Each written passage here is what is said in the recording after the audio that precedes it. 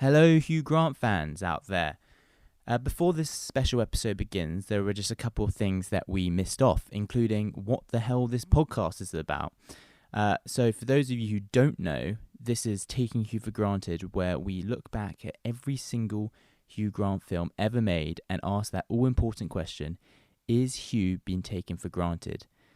This is a spoiler-free episode, but for those of you about to go and see the film, or of course listening to this podcast, The Gentleman is about a drug lord played by Matthew Mcconaughey, who is trying to quit the business and sell off his illegal empire. All manner of shady activities ensue, and unpicking it all for us is our man Hugh Grant, who plays Fletcher, a private investigator who is documenting the whole bloody affair from the shadows. Anyway, on to the pod. For copyright reasons, the producers of Taking Hugh for Granted would like to state that this podcast is in no way associated with the actor Hugh John Mungo Grant, nor does it endorse his views or represent him in any way. We simply review Mr. Grant's films and hope to shine light upon some of the lesser-known classics from his illustrious career. Hugh, if you're listening, we hope you approve. Listen, I did film and television studies at university for 3 years. I spent hours reading countless books and articles on subjects spanning from film all the way to television. Not a single one mentioned Hugh Grant once. I achieved the hardest qualification across any university or college ever, a 2-1 in history. Let me tell you, the only thing that I learned was that we, as a society, have a history of denying and neglecting Hugh Grant's artistic and cultural relevance, not just in this country, but in the entire world. I met Oscar at a Hugh Grant-themed event I put on at the Students' Union. It felt as though Diggory and I were the only ones there, and we agreed that there was a Hugh Grant-shaped hole in academia. We decided to put it right ourselves. We want to show people that he's an icon in acting. We want to show people he's more than just a bumbling posh guy. I'm Diggory Waite. And I'm Oscar Beardmore Gray. And this is... Taking Hugh for Granted.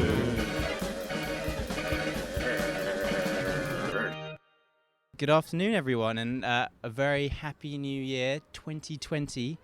It's the dawn of a new decade. I think this is what me and Diggory, we've now lived through the 1990s, kind of, 2000s, 2010s, now the 2020s. And we are stood outside Odeon to go and watch The Gentleman, starring our very own Hugh Grant. Diggory, Happy New Year. Happy New Year to you, Oscar, and everyone listening at home. Oh, I'm so excited. We're going to see a new Hugh Grant film. I'm so excited for that, in the flesh, together, me and you here together, which won't probably happen again for 6 months. Probably not, sadly. I'm flying back next week to rainy and cold Vancouver, but a very special episode, and Hugh Grant is playing a gangster. Yeah, well, he's playing it's a gangster film, but he's playing a sleazy, it's quite witty casting, he's playing like a sleazy private detective who works for a tabloid newspaper, which is kind of like his hacked off thing, all the people that did him over back in 2001 to 2011. So it's quite a bit of witty casting. I'm sure he's going to enjoy that a lot. You looking forward to it? Absolutely looking forward to it. I've seen some great reviews out there. It's been all over the press, all over the buses, all over the tubes. So, I mean, what's not to look forward to? Yeah, huge film. I can't wait. Let's go. Let's go and watch it. All right, see you later. Bye. I want you to play a game with me, Ray. I don't want to play a game. Oh, please. No. I said play a game with me, Raymond. Right. Lovely. As the best private investigator in this smoky little town, good evening, ladies and gentlemen. I'm going to tell you a story. You're too smart to be blackmailing us, Fletcher. Oh, it's warming up now, isn't it? I forgot to wash my hands.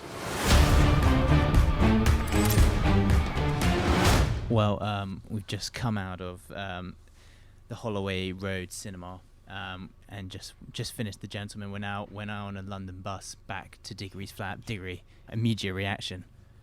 Hugh Grant was absolutely amazing. Oscar and I haven't said anything to each other so far. Oscar, he was so good. His voice, his look, like I mean, it's worth the price of admission just to see Hugh Grant. The character was unbelievable. It was perfect. It was the one of the best performances I've seen Hugh Grant do. The character is so bizarre and so brilliant. The film is quite a funny film, but he is the only person in the film that really makes anyone laugh. And you could tell that everyone else in the cinema was only laughing when he did something stupid. Yeah. And he puts on this kind of like Cockney EastEnder kind of, it's like, you know, your classic cameraman voice. Yeah. The guy who works for the Daily Mail, and he's snooping around and trying to take photos of, you know, celebrities and all that. It's a bit like that. Yeah, it's exactly the kind of sleazeball that did him over back in the day and got him on the whole hacked off campaign. I mean, yeah, but in terms of the film overall, I guess we're talking about initial impressions. I thought it was a romp. It was really good. I thought it was good. Yeah, I mean, I don't know. I'll give it an 8 out of 10. I'd say overall. Now I'm just trying to speak like you. I've got myself into that. But yeah, Matthew Mcconaughey is brilliant. Who are the other actors in it? There's Henry Golding, and who are the other ones? I thought for me, Henry Golding was really good. He was the other one that I thought was a standout. In fact, there was a couple of times where I think he made me laugh. Then again, obviously, actually, Colin Farrell. It was Colin Farrell. He's Raymond. No, Colin Farrell was the coach. You know, the Irish guy. Yeah. He's brilliant, but he's always brilliant. That wasn't a big news. Is Raymond? Is he a famous actor? I don't know him. His name escapes me now. His name is something like Charlie Hunnam. I thought he was brilliant as well. But I'm not very. You know, you're more of a film man than I am. I'm not that familiar with Guy Ritchie as a director. Are his films like that? This was because I thought the screenplay overall was sort of, you know, it jumps around a lot and you're not really sure what's going on. But overall, it all comes together and it's quite. I mean, it's brilliant, I thought. Yeah, that is exactly the sort of stuff you're looking for. There's been a couple of his films that haven't quite been like that, so brazen and so crazy and over the top. But if you're looking for a classic Guy Ritchie film, that's exactly what we found here. Yeah. He's been criticised actually quite a bit for his previous couple of films, including King Arthur. He got quite a lot of stick for those, but people were saying this was back to his best. Yeah, this is exactly. I mean, it's all. Yeah, I think King Arthur was sort of like, I don't know. It's like Tarantino doing, I don't know, like a period romance or something like that. You know, it's a bit left of field. Well, it's not too far off, but this just feels like back to his best. Well, apologies for the if you can hear any of the background noise. Back of a London bus. We're hoping no one's going to come up here and disturb our Taking Hugh for Granted podcast special on the back of a London bus. But maybe back to Hugh. I just loved his outfit because that's just a classic what you would think of about like a cameraman or a sort of sleazy journalist. Exactly, and actually what's really cool is that I was listening to an interview again this morning with Hugh, and he was saying that part of he was quite involved in the process, and those he wears these orange tinted glasses, which and I think he said that was more due to because his character is quite into old films. There's and he wears a leather jacket and the tinted glasses. I can't remember which film that's referencing, but yeah, Hugh was really steeped in the whole creation of that character, and it just works, and just on the voice as well. God, that was a bad sound. On the voice as well, he was really worried when Guy Ritchie sent him the script. He was like, and he said he wanted to do this voice and stuff. Hugh Grant thought, look, everyone knows me as my proper English accent. Like, I can't do this; it'd be ridiculous. But eventually, Guy running around to it, and here we are. And I'm so glad he did. It's amazing.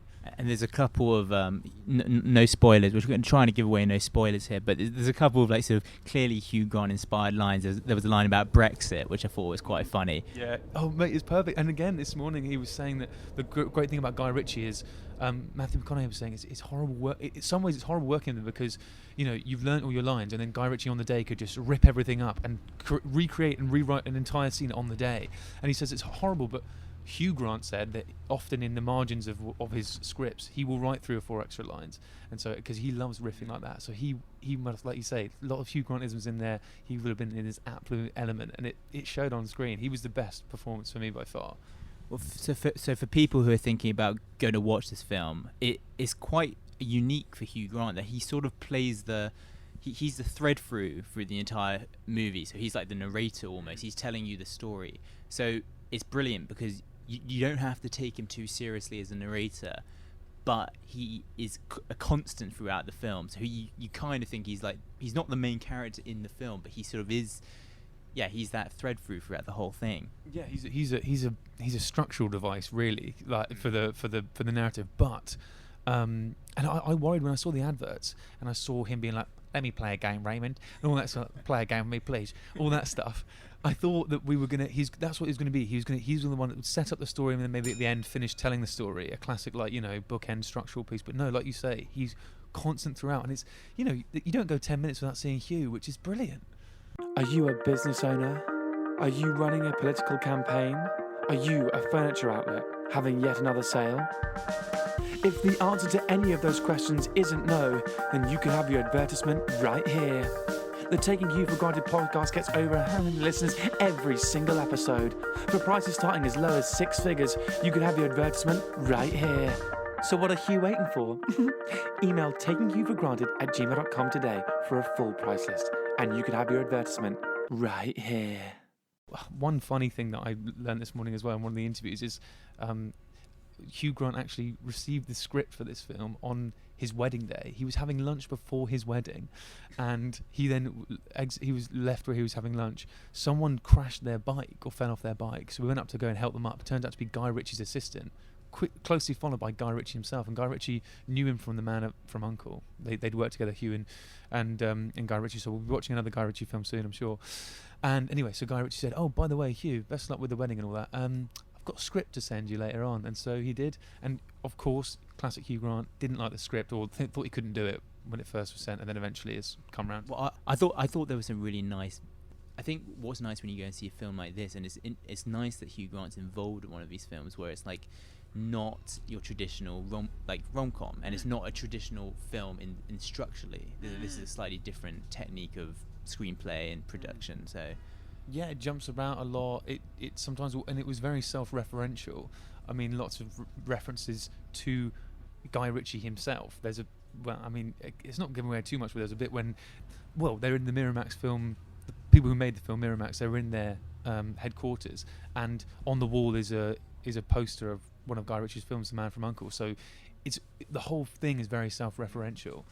And I also didn't think, sometimes with these kind of gangster films, you often got a siren, ambulance. It was a Friday night, of course. It is a Friday night, big Friday night on the town for Diggory and Oscar, maybe. Certainly not as big as Hugh Grant's Friday. I don't wonder what Hugh is doing tonight. What do you reckon he's doing tonight? I don't know. I said, didn't I, the other week, he was out having passed. He was at a spaghetti house recently. That's not that big of a night. No, it really isn't. I wonder whether he has big nights anymore. Well, he lives in Fulham, doesn't he? I don't want to. We shouldn't reveal where he lives on the podcast. I mean, we don't know your address. You don't worry. We're not coming after you. Although sometimes I do know where you eat spaghetti, so be careful. You're warned.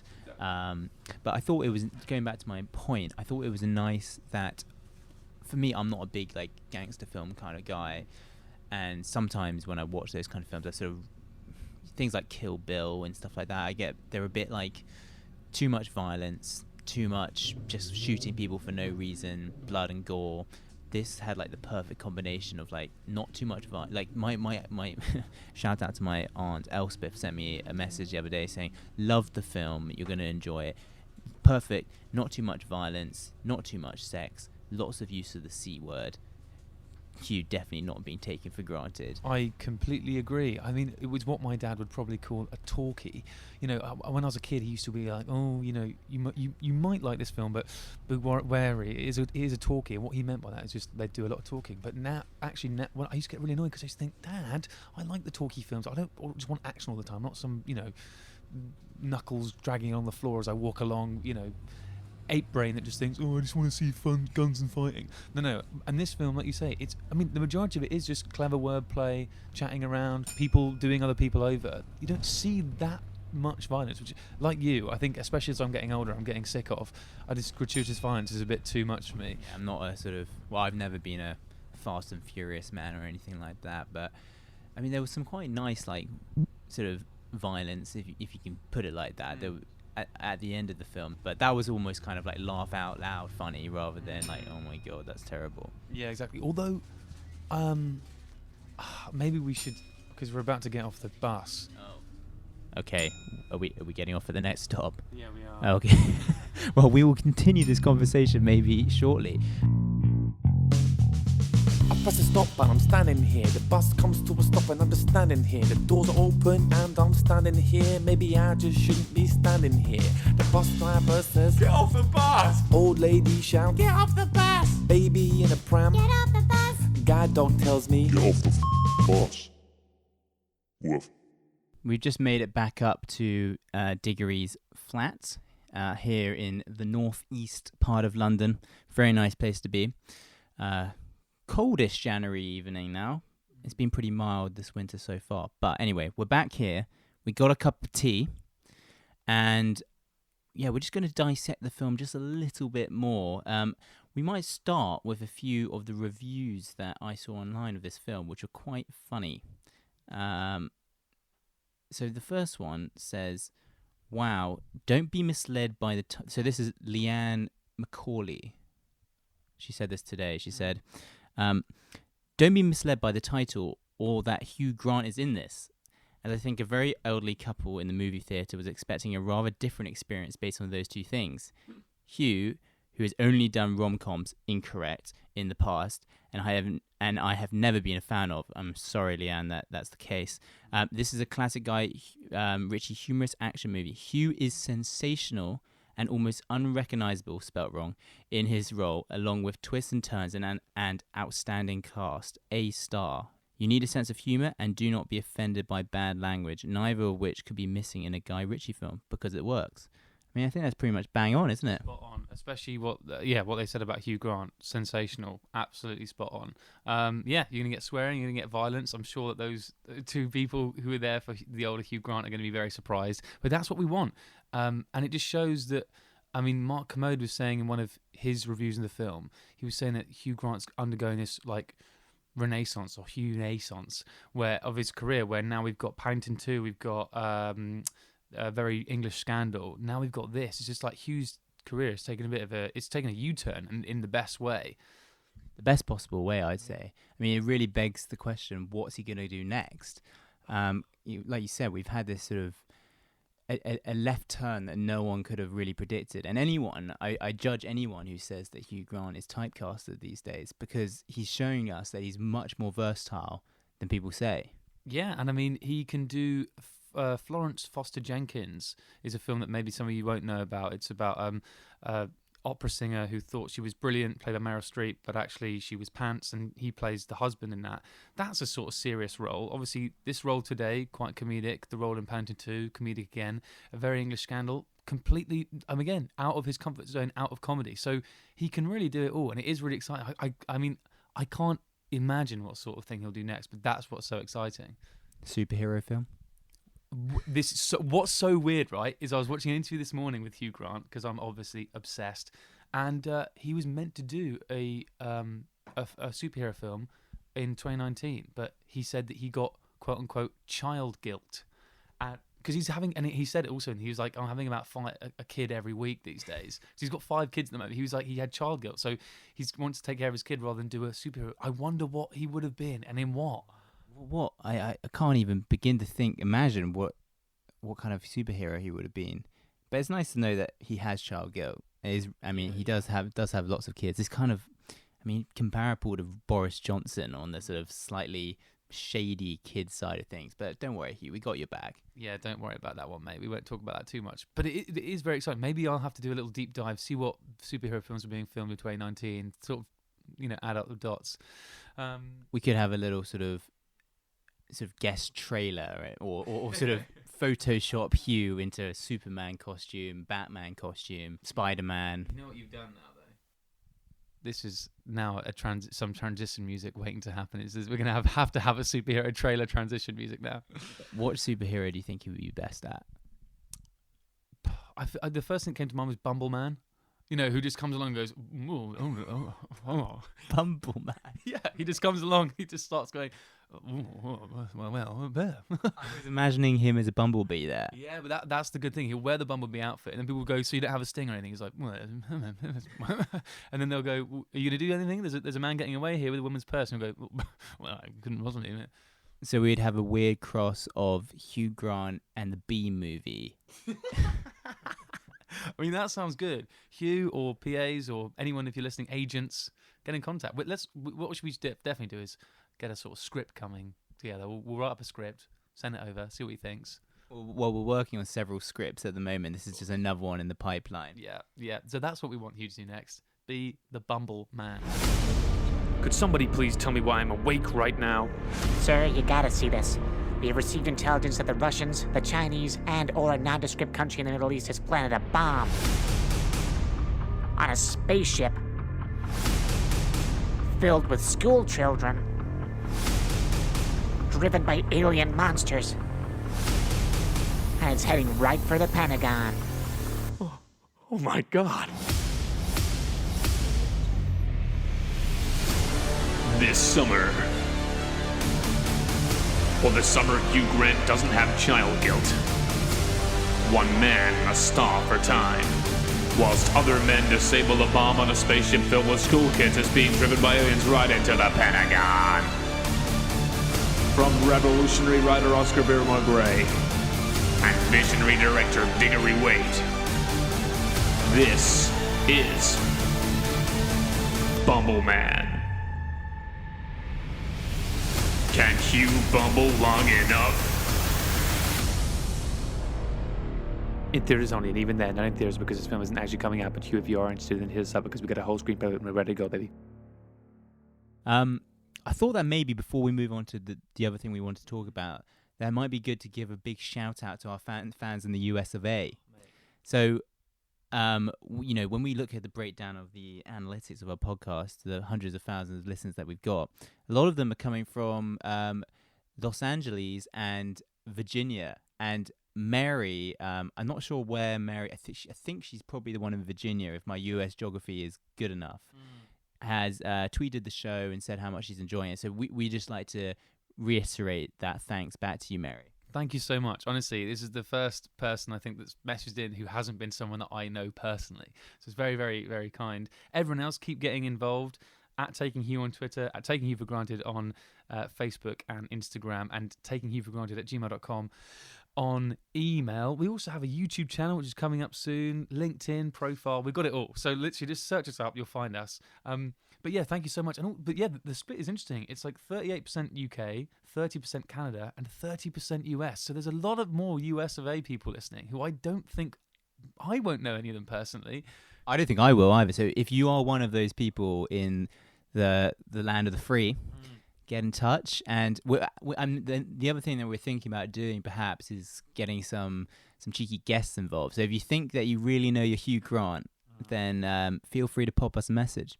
I think send us an email with the subject as a Hugh Grant related pun, and we'll make a guest episode based around that.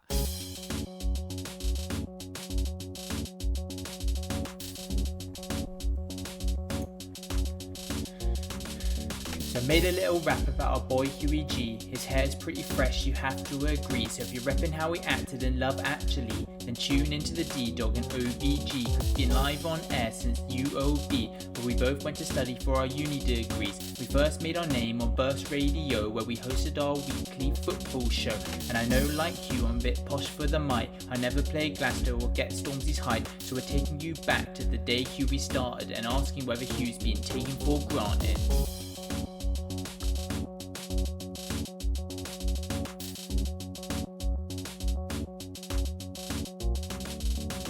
So we just, as you all know, we've just gone to see The Gentleman. Came out on New Year's Day, big hit. So actually, as we came out of the cinema, it was on a bus right in front of us. So that was like, and then we got on that bus. And we got on that bus. So we were on a Hugh Grant bus. Yeah. Some of the pitfalls maybe of the film. I have to say, it's a British gangster movie, and there's a lot of references to, they've referenced one of the characters as, the Jew a few times. There's a lot of racism in there, and I mean it's things that you associate obviously with gangsters and stuff. The problem is I think it's unlike in other films where everyone's despicable and you're made to hate all those people that say those things, or it's throwaway comments that aren't. It just felt like. I found it a little bit jarring because the characters it was such a jovial film for the most part. Throwing those things in there gave it a malice that was never justified. I think if you're gonna say some of that racist, bigoted stuff, you need to give it some social commentary or some sort of context to make it justifiable. Or you need a proper villain who is identified as the mean guy who does that. Yeah. Otherwise, I agree with you that,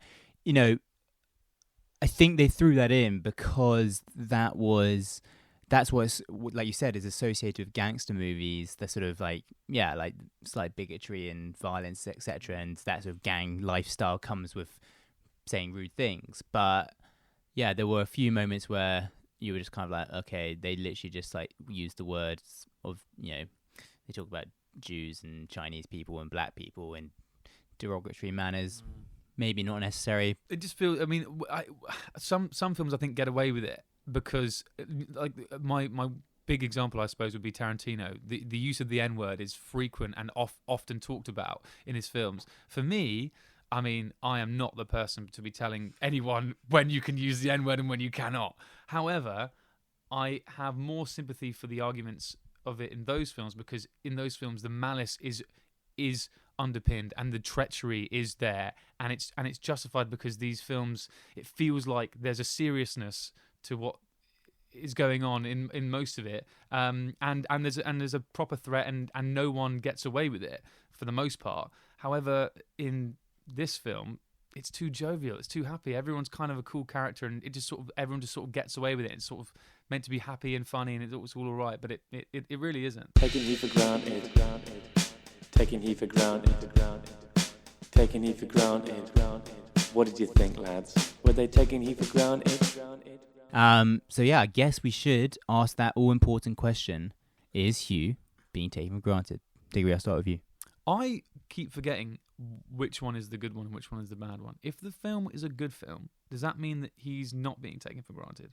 I believe so, yes. Then I think Hugh's not being taken for granted in this. This might be a hybrid because he's so good that I think even if you dislike this film, you can't come away and be like, well, Hugh was rubbish. Obviously, you wouldn't do that with any film that he was in, but it's so good. So I'm saying he's not being taken for granted, but that doesn't mean that his performance isn't sensational.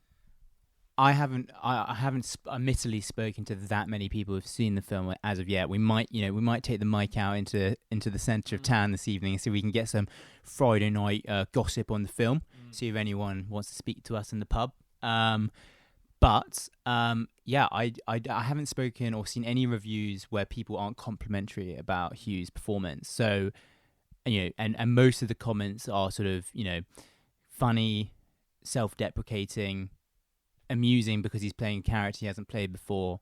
Obviously with this whole like journo thing, cameraman, sort of a pun on his own experience, which I think is quite funny. And genuinely everyone in the cinema was there. I feel like people were there for Hugh, the people, me and Diggory kept on like I kept on like knocking him and being like, this is hilarious. And yeah, like, his first line when he's kind of like, buenas tardes. I mean, that just sets it up, doesn't it? That's like what his character's about, like basically just taking the piss out of himself. And yeah, I don't know. Yeah, he's just definitely not being taken for granted here. And I'm just so excited and can't contain my excitement about what we might see this coming year and years to come. I mean, he's moved into this like he's like that character. He's an actor who's moved past the stage where he's taking himself seriously. He's like a good band that stops giving a shit about what people think of their music. They just like release whatever they want and don't really care. Yeah. I mean, one of my favorite bands the other day talked about this. They were saying about how the best music is when people they're just on the edge of what they're capable of and they're doing things that are a bit out there and they haven't tried before. That's exactly what Hugh's doing right now. We've had the typecast. He's now got to that stage, like you say, where he's like, I've got nothing to lose. I've got everything to show. And he's picking his roles perfectly. The one thing I would say, Oscar, is I'm a bit worried because I'm looking at his IMDb. We've got one thing in production, I believe, one thing scheduled to come out in 2020, which is a TV show. Other than that, I've heard mumblings that he's going to be off the screen for a while. And I'm worried about that because we are just hitting a purple patch, Hugh. We need you on the screen as much as possible. Yeah, you get the sense that is a bit like Coldplay. You know, they're doing their sort of final bow, head full of dreams. Now they're back though. I mean, like, and no one gives a shit about them. So we don't want that. We want, you know, but there does seem to be a sort of unusual amount of media and interviews and stuff. This could, I mean, maybe he's preparing his exit to somewhere in the EU since he's such a bloody EU fan, or Canada maybe. I mean, imagine we came to Canada and I was off the plane. Sorry, Hugh, the journos are back. Camera in hand. So this is taking you for granted. What do you think? You've just made me realise, to him, we're the bad guys. We're the journalists who are obsessed with him. No, but we're painting him in a good light. Oh yeah. We never said anything bad about him. Yeah. I mean, we'll edit out the babe a bit earlier. Hugh, please, please. We don't hate you. We love you. We love you. Right, and we love everyone that's listened. Thank you so much. It's another episode in the can. Another episode in the can. We're getting close to a full first season. And just to remind everyone, we're now on Apple Podcasts, on your iTunes. If you're listening on Apple Podcasts right now, well done. You made it. See ya. Bye-bye.